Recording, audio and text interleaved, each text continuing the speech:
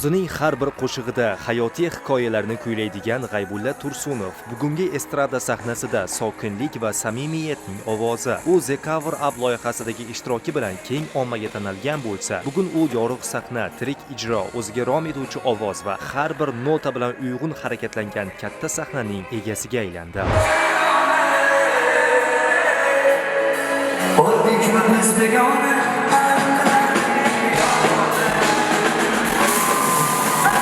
G'aybulla Tursunov ijodiga qanaqa baho berasiz? Bugungi atmosferadan.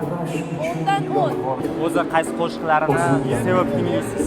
Xastamanu, Zaydi, Iyor. Tarbiyali inson, har doim hurmat bilan gaplashadi, hech qachon o'zini boshqalardan tepara olmaydi. Poyetmu albatta men ularni juda hurmat qilaman.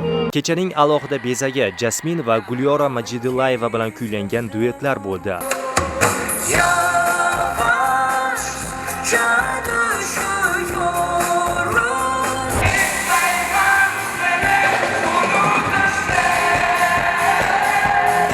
Ammo eng unutilmas daqiqa muxlislar bilan sinxron kuylangan qo'shiqlar edi.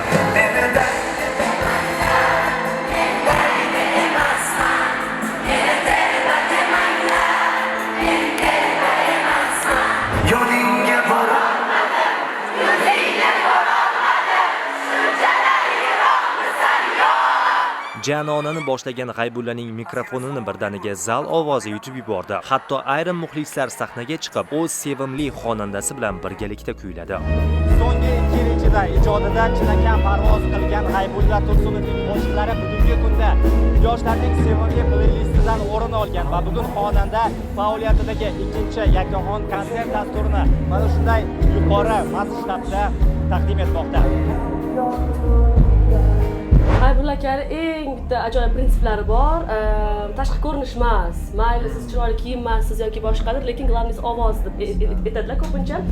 Chunki ovozda hamma gapda, misol uchun balki kiyimingiz unaqa unchalik emas, lekin ovozingiz zo'r bo'lsa, siz muxlislarning qalbidan joy olasiz deb aytadilar. Yorini mani konsertimda aytdik dedikda yana paftor bo'lmasin deb yangi duet qilib chiqardik. Chunki ko'pchilik so'rayapti, yangi duet aytinglar, chunki Instagramda videolar qilamiz, tandaymiz aytganingizdek. Shuning uchun muxlislar ko'pchilik so'rashganda yangi duet kuylayapti.